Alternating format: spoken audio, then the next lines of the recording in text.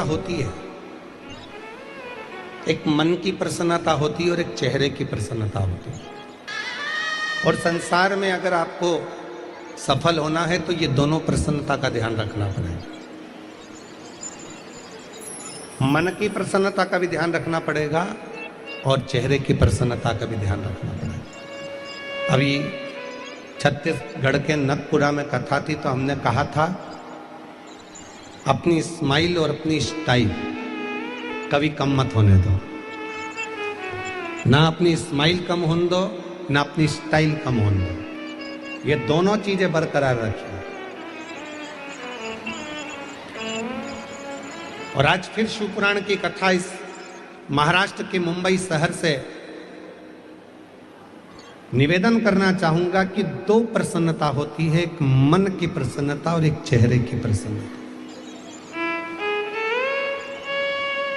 और ये दोनों होना जरूरी है।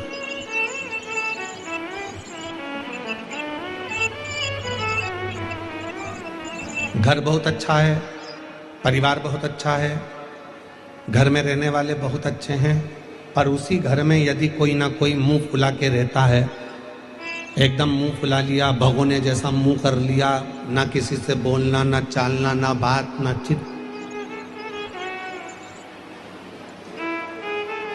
ईमानदारी से बोलो, फिर वो घर में अच्छा लगेगा क्या आपको?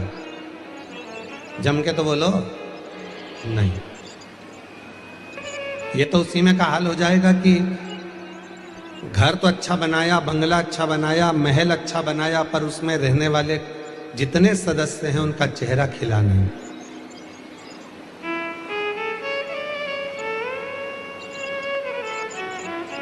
जैसे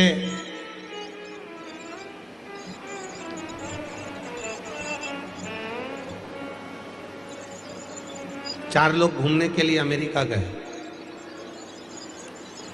अब अमेरिका को तो छोड़ो, अपन तो महाराष्ट्र मुंबई की बात करते हैं। चलो, चार लोग घूमने के लिए कहीं क्षेत्र से, गांव से, नगर से मुंबई आ गए। आकर उन्होंने कहा भैया हमको यहाँ होटल का एक रूम दे दीजिए। ले लो।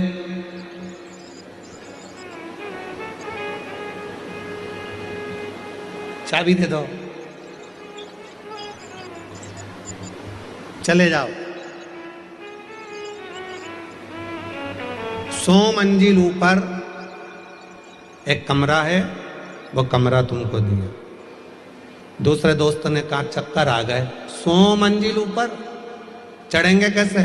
उसने कहा लिफ्ट लगी है, बटन दबाना, 100 मंजिल ऊपर पहुंच जाओगे, बटन दबाना, नीचे आ जाओगे, आना जाना चलता रहेगा। उन्होंने कहा ठीक है। चाबी ले ली, लिफ्ट चालू हो गई, आना जाना चालू कर लिया। 4 दिन मुंबई में घूमे फिरे। 5वें दिन जब घूमकर थक कर होटल में पहुंचे, बटन दबाई तो लाइट नहीं थी। आवाज नहीं है भैया राइट वाले पंडाल में।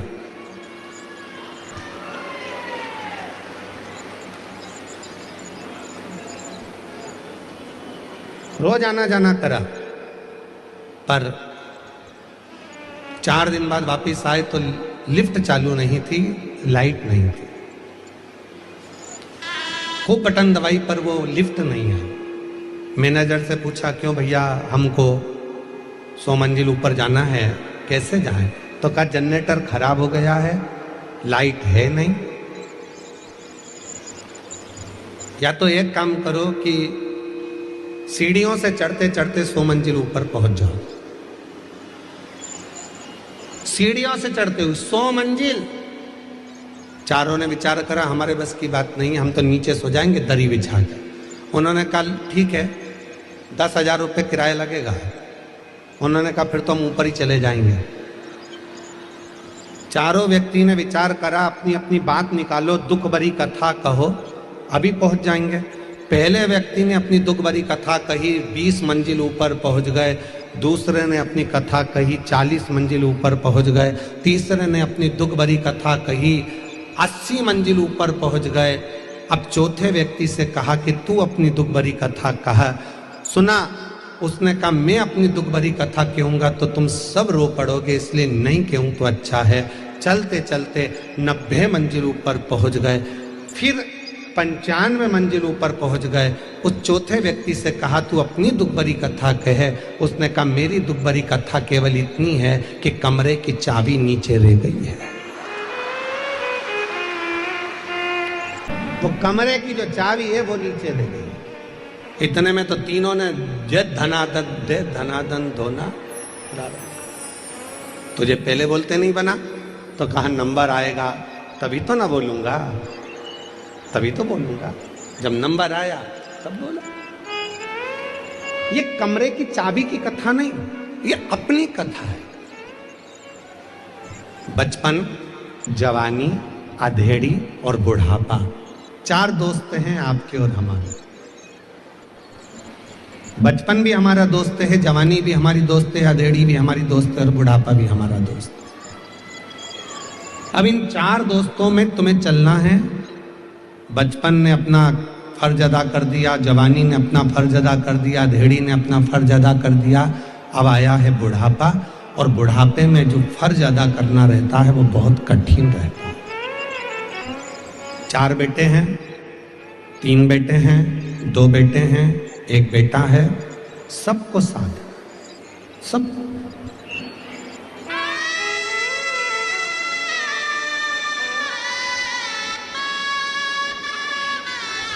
शिव महापुराण की कथा कहती है कि शंकर की कथा हमको यह सिखाती है कि दुनिया में किसी से आस मत रखो।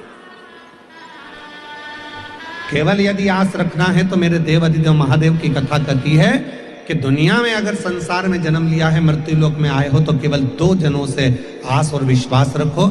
एक भगवान देव अधिदेव महादेव से, एक माता पार्वती जी से। अपना आस और अपना विश्वास इन दोनों पर रखिए। दोनों पर तुम जिन जिन से आस लगाकर बैठोगे, जब तुम्हारी आस टूटेगी तो दुख तुमको होगा। कितना आस लगाते हो? पहले मन में होता है कि भगवान ऐसी कृपा कर देना, बस बेटा बड़ा हो गया है, भगवान ऐसी कृपा कर देना कि मेरे बेटे की शादी हो जाएगी, और बेटे की शादी होगी, बहू आएगी तो मेरी सेवा करेगी। कितनी आस लगाई, बहू आएगी सेवा करेगी, बहू आएगी गरम भोजन देगी, बहू आएगी गरम रोटी देगी, बहू आएगी गरम गरम टिक्कड़ बना के खिलाएगी, बहू आएगी तो बड़ा पाव खिलाएगी। अब मालूम पड़े बहू आई तो भाव नहीं दे रही तो पाव क्या खाक खिलाएगी।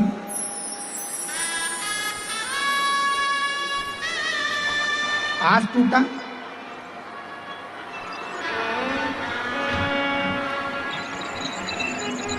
फिर आस लगाई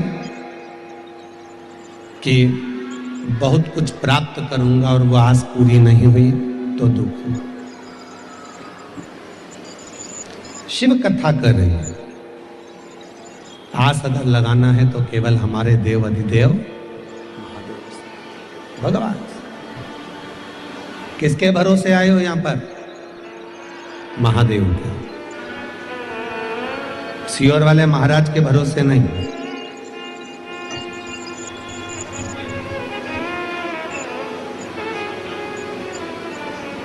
किसके भरोसे? देव अधिदेव महादेव के भरोसे। और हम तो बाबा के भरोसे से चलते हैं, हम तो बाबा के भरोसे चलते हैं। ये दुनिया वाले जलते हैं, ये दुनिया वाले जलते हैं। डमरू वाले के भरोसे चलते हैं, काशी वाले के भरोसे चलते हैं, सीहोर वाले के भरोसे चलते हैं, सीहोर वाले के भरोसे चलते हैं। हम तो बाबा के भरोसे चलते हैं। काशी वाले के भरोसे चलते, किसी दूसरे के भरोसे नहीं, किसी दूसरे के आश्रित होकर नहीं, अपने शिव के आश्रित होकर चलो। मन की मुस्कान और चेहरे की मुस्कान दोनों बहुत जरूरी है, बहुत जरूरी। आज के समय में अगर परिवार टूट रहा है तो उसका केवल एक कारण है कि हमारे परिवार में चेहरे की मुस्कुराहट चली गई।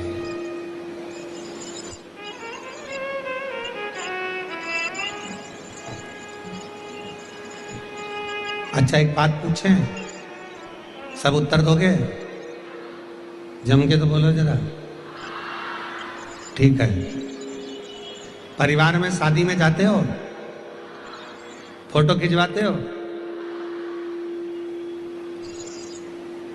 आपके मम्मी भी गए हैं, आपके पिताजी भी गए हैं, आई भी गई है, भाऊ भी गए हैं, और वो मराठी भाषा में क्या कहते हैं, मुलगा मुलगी भी गए हैं। ठीक है, तो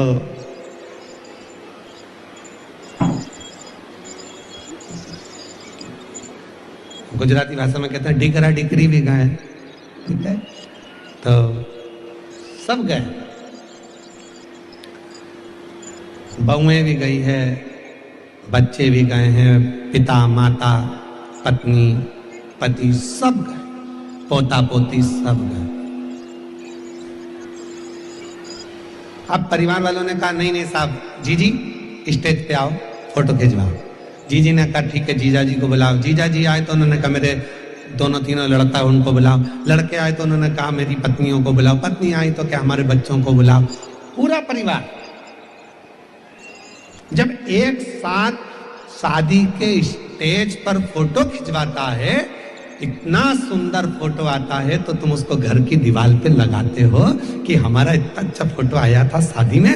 पूरा परिवार, मेरी लड़कियां, मेरे दामाद, मेरे बेटे, मेरी बहुएं, मेरे पोते, मेरी पोती, मेरे नाती, मेरे पंती, सब उस फोटो में दिख रहे हैं।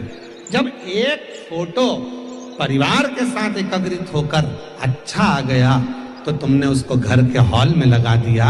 जरा विचार करिए कि महीने में 15 दिन में जब पूरा परिवार एक जगह बैठकर भोजन करेगा तो तुम्हारी जिंदगी कितनी सार्थक हो सकती है, कितनी सार्थक हो सकती।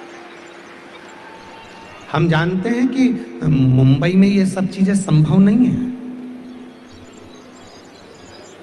बड़े बड़े शहरों की रीति बड़ी विचित्र है। हम दो,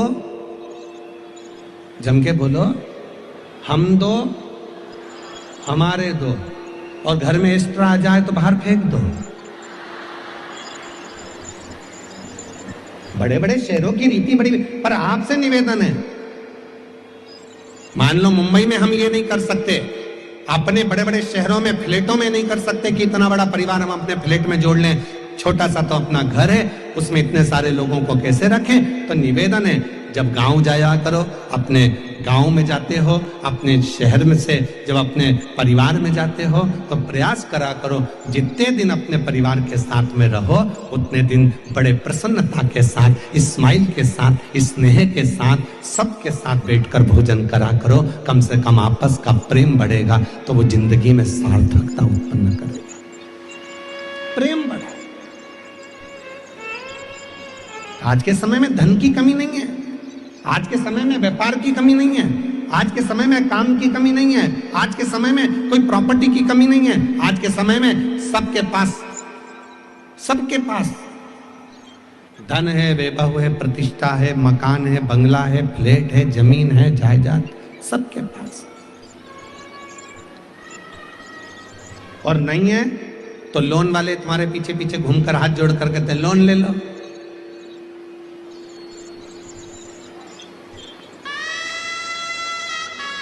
लोन ले लो, लोन से फ्लैट ले लो। नहीं, ले लो मना नहीं है, परंतु लोन जमा करते करते वो फ्लैट के चक्कर में एक दिन लेट गए तो क्या मतलब का फ्लैट लेना। जरूर ले, कब ले, जब कर्जा कर कर नहीं, जिस दिन मेरा भोले बाबा अपना भंडार तुम्हारे ऊपर लुटा दे, उस दिन तुम्हें जो खरीदना है खरीदो, पर कर्जा कर कर नहीं। हृदय के साथ जैसे रह रहे हो अपनी जिंदगी को खुश रहने का प्रयास